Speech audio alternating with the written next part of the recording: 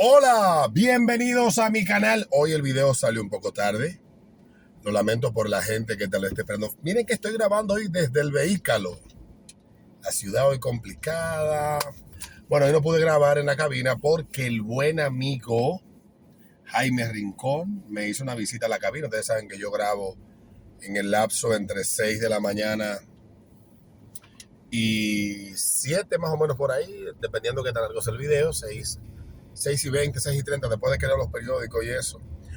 Y bueno, pues una grata visita de don Jaime Rincón, joven, talentoso, brillante, bien formado, muy trabajador, admirable, de ideas firmes y posiciones valientes, y una persona también con un sentido de la oportunidad, de saber aprovechar los momentos tremendos. Siento un gran respeto por él y obviamente que somos vecinos de cabina, y entró allá a conversar, y más que agradecido yo que sacar ese tiempecito para conversar un poco de la actualidad política. Teníamos mucho que no nos veíamos y de verdad que disfruto mucho las conversaciones con Jaime. Es una persona que es muy grato conversar con él.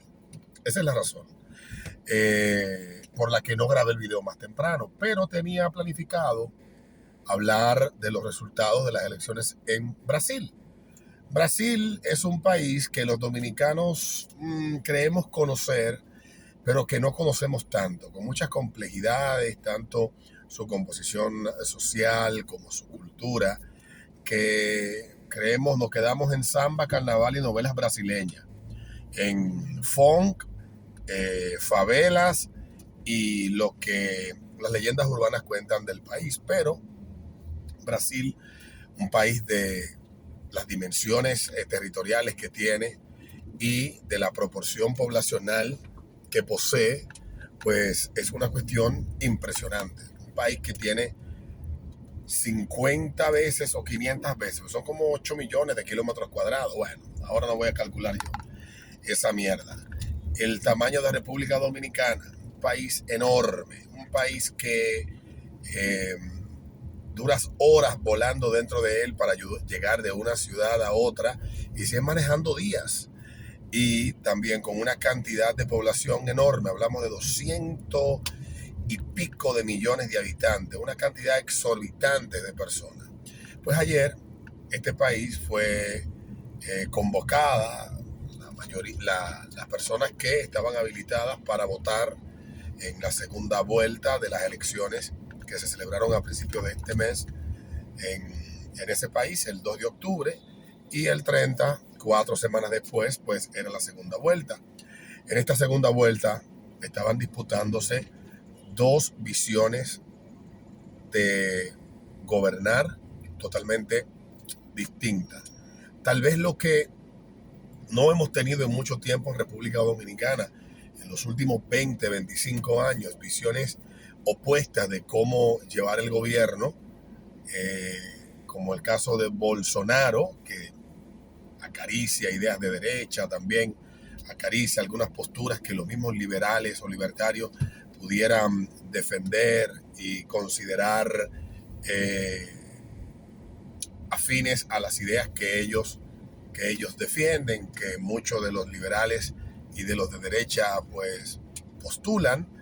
Y por el otro lado tenemos a Luis Ignacio Lula da Silva, Lula, que bueno, ya para todo el mundo es conocido, que gobernó del 2002, del 2003 al 2011, por ahí 2010. Siempre me confundo, porque como es el 1 de enero que se accede al poder en Brasil, pues yo siempre me confundo. Lula llegó al poder luego de una década, casi 2 décadas, de bastantes convulsas de Brasil. En Falla Media, de manera magistral, José Luis Mendoza hizo un análisis haciendo un recorrido por la historia de Brasil y cómo este país pues ha tenido altas y bajas, pero su etapa de casi 40 años de democracia con altos y bajos pues ha traído al país que es hoy.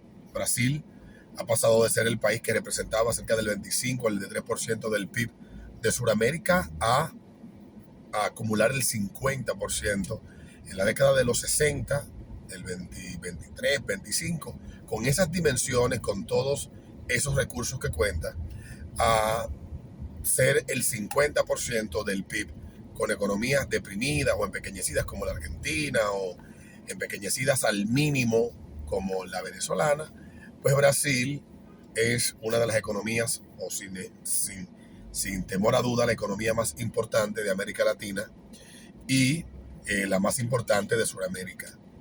Y entonces estas dos visiones de gobierno, Lula por un lado, Bolsonaro por el otro, dos pensares diferentes dentro de un país que vivió durante 16 años, y vamos a poner 14 porque Dilma Rousseff le partieron el culo en el 2016 por algunas indelicadezas que fueron consideradas indelicadezas, pero ya yo lo entiendo y lo creo, o sea, lo que plantean, que fue ya un hartazgo de ciertos sectores dentro de la vida política y económica brasileña con la forma de gobernar del Partido de los Trabajadores. Lula había aspirado a la presidencia en varias ocasiones, pero Cardoso le tocó gobernar desde el 94 hasta el 2002. Muchos plantean que el país que Lula gobernó, ese país que muchos señalan que las políticas y las acciones de Lula movieron a millones de brasileños de la pobreza a la clase media, que ese país, esas reformas, todas esas transformaciones se realizaron durante los 8 años de Cardoso. Y Cardoso, que anda por ahí, ha escrito muchísimos libros, tiene un programa de televisión en YouTube, si usted entiende un poco de portugués, puede verlo, es interesantísimo escucharlo y conocer su postura frente a muchísimos temas. Bueno, entregó un país que ya estaba despegando, y en los años que Lula gobernó, pues América Latina estaba viviendo un boom, el boom de las materias primas, del precio alto del petróleo y todo este asunto. Bueno, hay muchas cuestiones que los críticos o los analistas, póngalo como usted quiera, señalan sobre el éxito de Brasil. Señalan el tamaño de su economía, la cultura de la mayoría de sus ciudadanos, las condiciones que fueron creadas por Cardoso, que Lula supo gobernar para todo el mundo en esos primeros 8 años, que Dilma fue un poco más polarizante, que hubo decisiones y acciones tomadas, sobre todo, y profundizadas en el primer cuatrenio de Dilma, que llevó a un rompimiento con ciertos sectores. Toda esa mierda ha sido analizada, pero los que no conocemos a profundidad sobre política y la cultura política de Brasil, pues nos quedamos con lo que la prensa nos quiera contar. Y ciertamente para la prensa internacional, sobre todo porque la gran cantidad, la mayoría de las redacciones de periódicos en toda Latinoamérica y en todo el mundo está compuesta por simpatizantes de izquierda y que ineludiblemente te van a contar, te van a construir una visión cuasi, yo no sé ni cómo ubicarlo, casi un santo, la categoría de santo en la posición que ubican a Lula. Y Lula, Bolsonaro por un lado, Lula por el otro, todos tienen sus pecados, sus esqueletos en el closet, todos los dos tienen sus cuestiones que tal vez no nos permitan entender que hablamos en ambos casos de humanos con fallas y virtudes. Ese pensar de querer convertir al hombre político en un ser infalible, en una mente que todo lo sabe, en un individuo que todo lo puede resolver, han sido uno de los mayores problemas que tenemos como en la cultura política en Latinoamérica. No hemos sido capaces de poder asimilar que quienes nos gobiernan tienen limitadas capacidades para poder interpretar los problemas que cada uno de nosotros nos afecta y cuáles pudieran ser las soluciones que nos beneficien que nos beneficien a todos sin necesariamente tener que afectar. La historia económica, la serie de regulaciones, todos los impuestos que se pagan en Brasil, producto de esa ese hipersubsidio de el ciudadano que no hace nada y todas esas vainas que se han multiplicado como los panes y los peces de Jesucristo por América Latina, y una parte de la sociedad que entiende que el Estado es que el Estado les debe algo, y que los ciudadanos de éxito, los que han echado para adelante, los que han emprendido por tener éxito y ellos no haberlo tenido, pues les deben algo, pues ha creado esta cultura de paternalista que ya no resiste más en Latinoamérica. Y obviamente años difíciles que llegaron luego de la caída de Dilma trajeron a Bolsonaro con un discurso que fue bastante populista, un discurso que buscaba sacar provecho de toda esa crisis producida primero por los escándalos de corrupción destapados con la investigación del Lavallato, que involucró a la constructora Odebrecht y que dejó en evidencia que Lula, más que ser un gran redentor de los pobres en Brasil, ha sido el gran exportador y multiplicador de la corrupción por América Latina. Ciertamente supo evadir y supo jugar con el sistema judicial de su país, supo librarse de muchas de las condenas que le tocaron por cuestiones meramente procedimentales, malos procedimientos, etcétera, que se dieron, no porque se haya demostrado que es inocente de lo que se le acusaba, sino porque se hicieron mal los procedimientos. Esas son cosas muy distintas. Y ciertamente, vistas las condenas y vistas las conexiones de Lula con políticos de Latinoamérica y el trabajo de lobby que hizo para empresas brasileñas, aquí lo hizo a principio de su gobierno, aquí el Lula da Silva brindó recursos para beneficiar a aliados políticos a principios de la década del 2000. Aquí trajo no una, sino 3 constructoras a hacer negocios con el gobierno. Aquí vino a presionar para que se beneficiara a una empresa de su amigo entonces presidente, Danilo Medina, y que terminó siendo así. O sea, hay muchas cuestiones, hay muchas cosas que se pueden señalar de Lula, pero los brasileños, una mayoría pequeña, porque lo que se demostró ayer es que hay una división 50-50 en esa sociedad que no se traga el redentorismo de Lula da Silva, que ganó las 2 veces que obtuvo el triunfo en segunda vuelta en Brasil con más del 60% de los votos, y que ahora obtuvo poco menos del 50.7, 50.6 y algo, llevándole 2.100.000 votos a Bolsonaro, 58, 56, 57 millones cada uno. Un país polarizado con cerca de 19 gobernaciones estatales en manos de la derecha o aliados de Bolsonaro, el Congreso, sus 2 cámaras mayoritariamente de derecha. Lula llega al poder en unas condiciones totalmente distintas a las que gobernó en el pasado.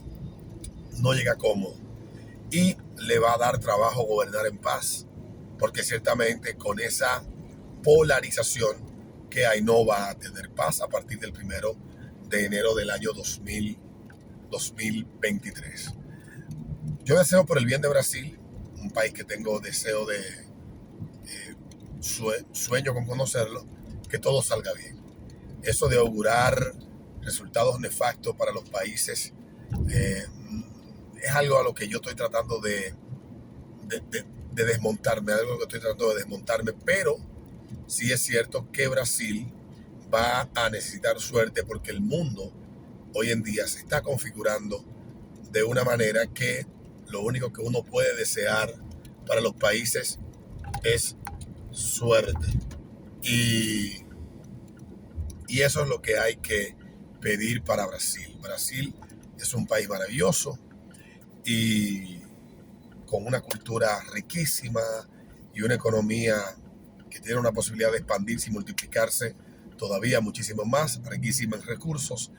Nosotros vivimos la ola de la desinformación tal vez como nunca antes la vimos frente a alguien. Después que uno se hace consciente de cómo operan las narrativas políticas y cómo opera el, el entramado ideológico que condiciona el pensamiento del votante y la opinión pública de una manera burda, desde las quemas de la Amazonia por parte de autorizadas por Bolsonaro, una locura. Hasta otras cuestiones que ponerle a todo lo que no se parece al sueño pendejo de ese buen salvaje, descrito por este escritor venezolano, que escribió del buen salvaje al buen revolucionario hace ya casi 40 años. Ciertamente, Carlos Rangel, ciertamente que uno no puede esperar más que Latinoamérica empiece a aprender a votar. Yo dudo que eso pase por lo menos en 2 o 3 generaciones. Yo tengo 42 años y no he visto más que ver a Latinoamérica equivocarse cada vez que vota. Nuestros países merecen una mejor suerte, instituciones que funcionen, repúblicas, verdaderas repúblicas, pero lo que tenemos son ventorrillos en Latinoamérica. Todos nuestros países son ventorrillos en una medida o en otra. Y ojalá que podamos en 2 o 3 o 4 generaciones, podamos nosotros podamos